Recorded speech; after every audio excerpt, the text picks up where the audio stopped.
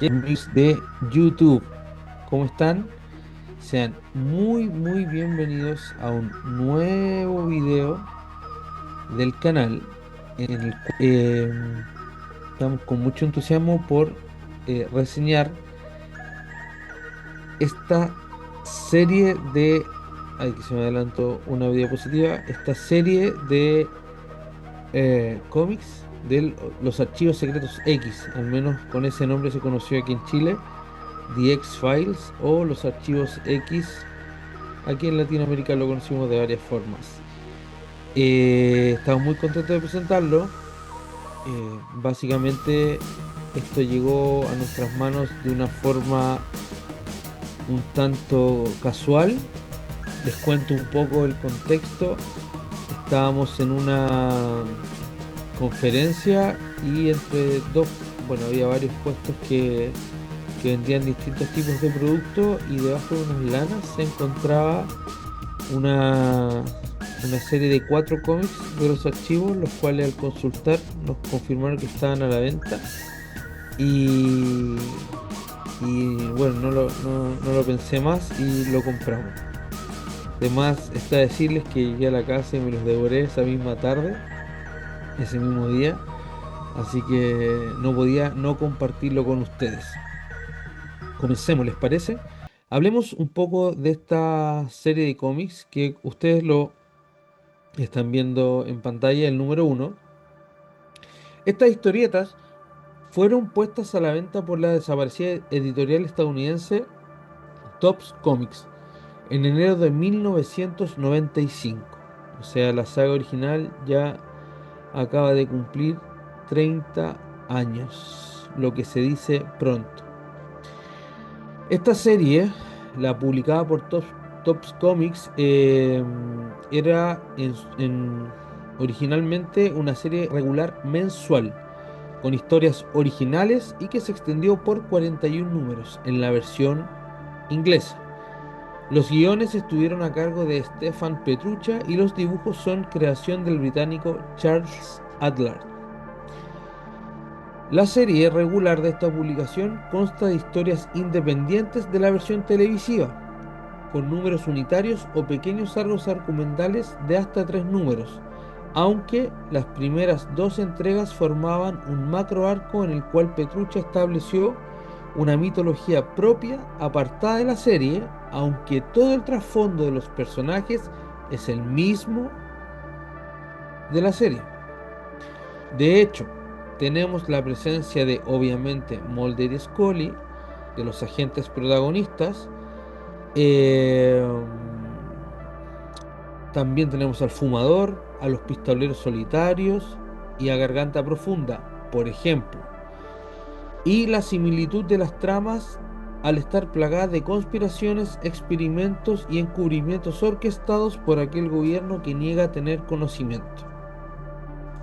Esta serie de la publicación suele ser la más recomendada, porque después, y se los voy a detallar a continuación, vinieron más, pero esta primera saga, que era la original regular, eh, está muy entretenida, por eso es la más recomendable.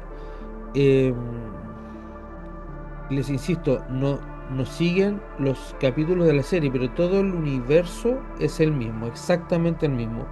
La ambientación, cómo se originan, perdón, cómo comienzan las viñetas, cómo comienzan la historia, los cortes que hay dentro del guión, es estar viendo una serie de televisión. Si no has tenido la oportunidad de ver la serie, si no la conoces y te estás enterando por este video, por favor corre a verla, te va a encantar. Eh, Al menos los que crecimos en los años 90, es una serie que nos marcó muchísimo. No nos vayamos de lo que estábamos hablando. Vuelvo. Las otras series, aparte de esta, la original de 41 números, también vinieron en formato de cómics. The X-File Season 1, que son 9 números, y estos sí son adaptación de los episodios de la primera temporada. Posterior vino The X-File After Flight, que es una novela gráfica original.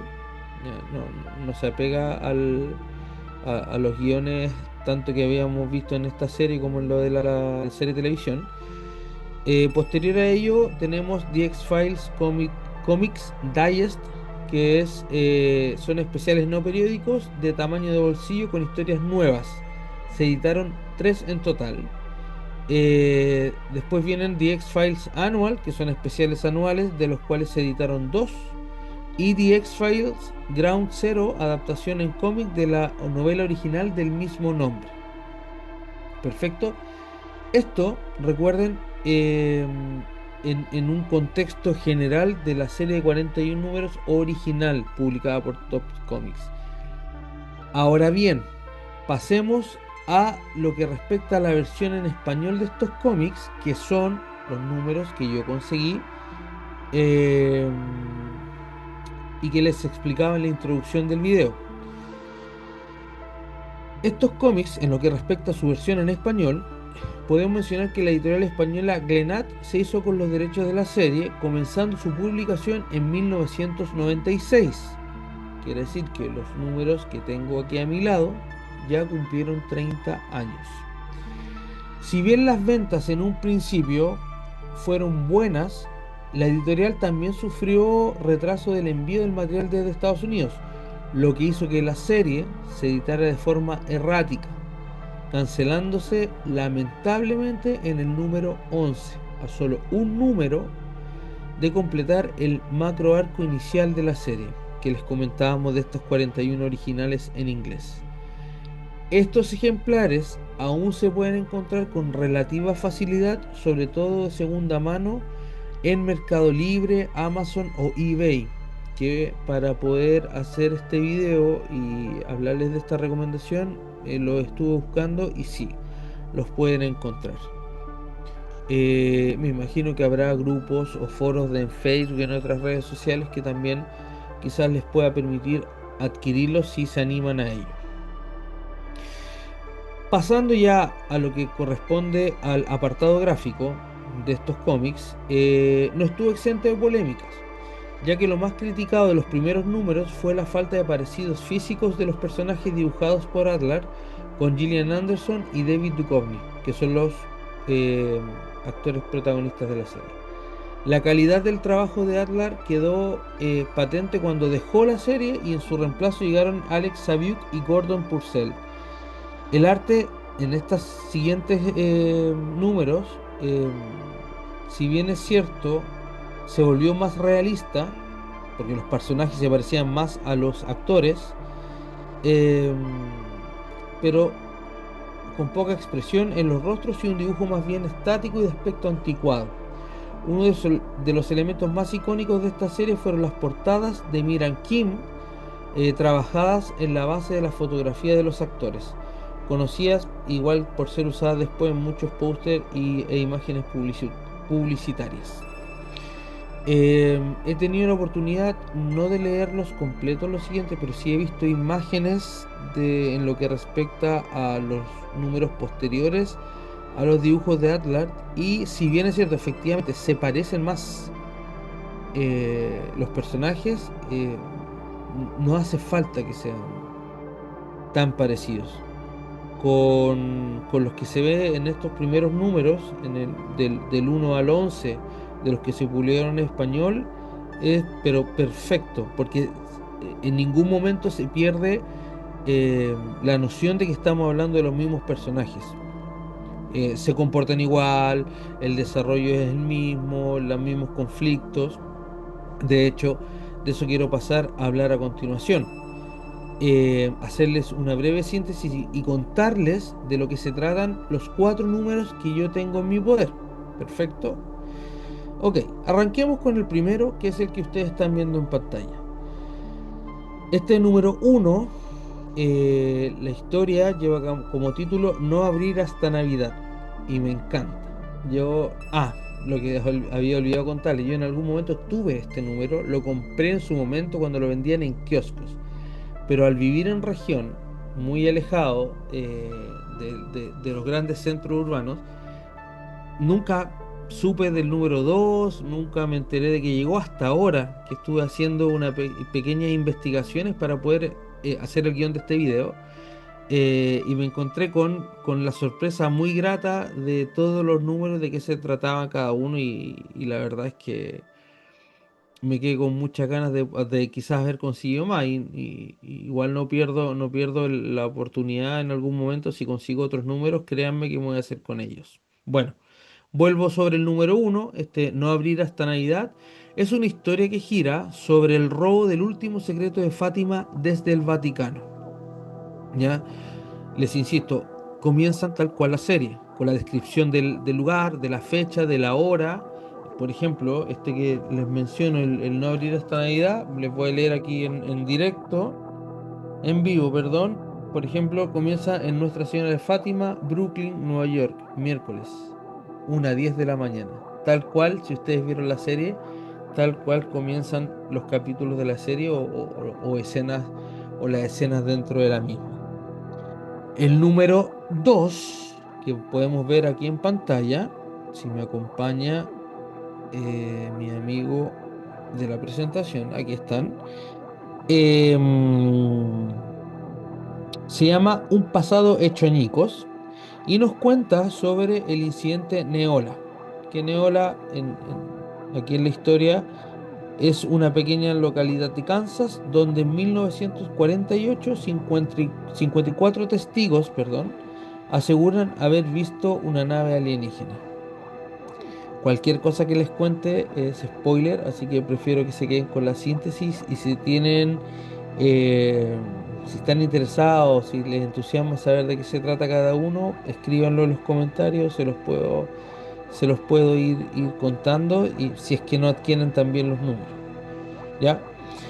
Y el número 3 que vamos a ver a continuación, se llama El Regreso. En esta entrega, el guión trata sobre la desaparición y posible rastro de Samantha Mulder, hermana del protagonista, donde éste se pondrá en contacto con facciones gubernamentales para descubrir el paradero de su hermana. ¿Ven?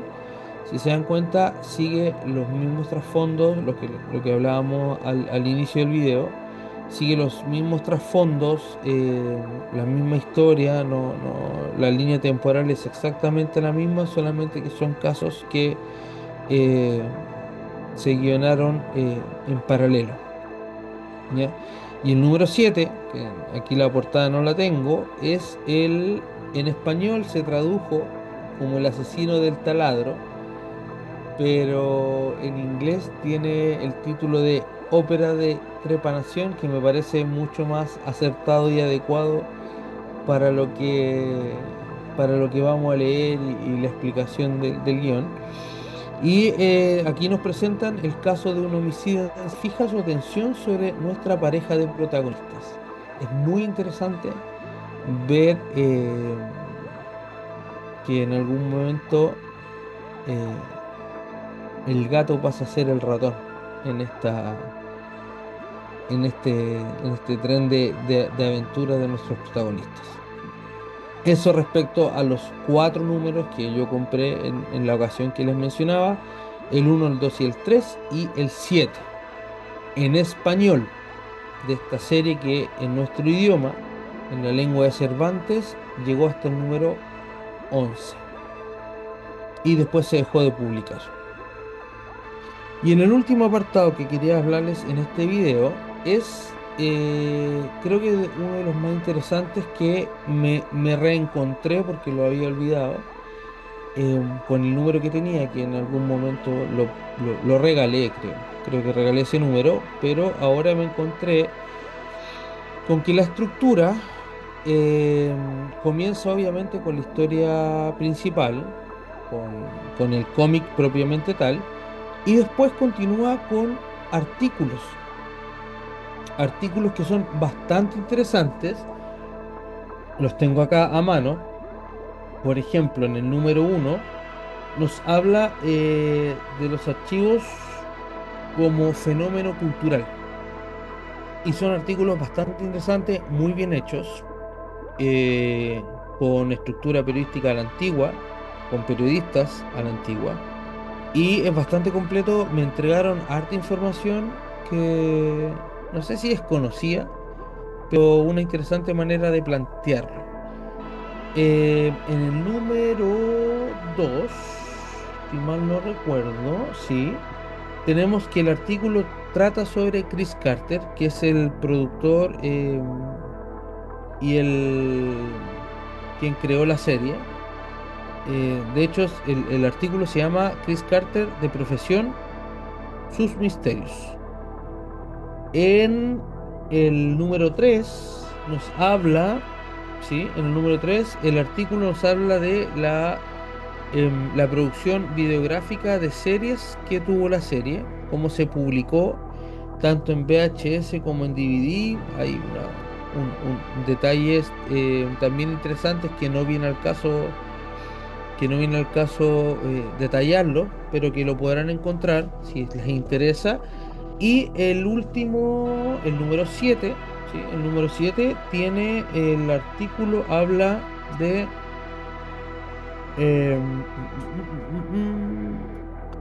no, este no trae, déjame estar completamente seguro. Ah, sí, sí, el artículo habla sobre los ilustradores y sobre el guionista, sobre Stefan Petruccia y Charles Adlard. En detalle, hacen un repaso sobre su portafolio o los trabajos que han realizado y en otras series que han trabajado. En esto, insisto, en estos cuatro números, el uno, el 2 y el 3 y el 7. A continuación de estos artículos periodísticos de la serie, nos encontramos con las cartas al director, si podemos llamarlo de esa forma, que sería el símil con el que los periódicos es lo que se hace, pero básicamente es un club de gente fan de la serie y que escribía cartas tanto para hacer apreciaciones del cómic como tanto como para ponerse a disposición y comenzar a cartearse, como el término que utilizan ahí, con otros fans de la serie.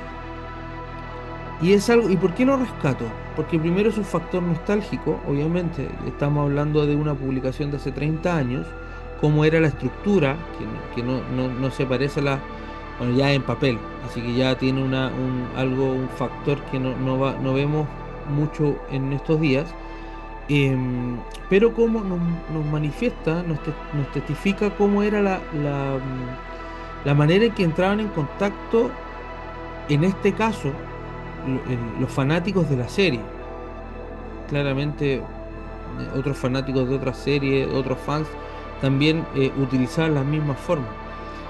Eh, hay cartas de amigos argentinos, obviamente españoles, porque la edición viene de allá, de la editorial española, pero es muy, muy atractivo, muy bonito. Se rescata este factor nostálgico. Yo les contaba que este ser reseña slash nostalgia, precisamente por este punto. Y por último, dentro de esta cola que quedaba después del cómic, donde venía el artículo periodístico, después venían estas cartas del círculo de amigos de los Expedientes X, que de hecho lleva como nombre esta sección, bueno, en este dice, no te fíes de tu madre, abrimos los Expedientes Secretos X, y es lo mismo, claro, el mismo título. Y posterior a esos venía un catálogo o publicidad de tiendas de cómic o de precisamente del rubro afín, donde, ¿y por qué lo rescato también con el factor nostálgico? Porque tú tenías que ver como un catálogo las cosas. Salía la dirección, el código postal y salía en elección, te sale en elección los números que tú querías o de qué títulos de las revistas para que te llegaran a casa. Estamos tan acostumbrados ahora a comprar todo por Mercado Libre, Amazon o por cualquier otra y tenerlo cómo se manejaba antes de la masificación de Internet, es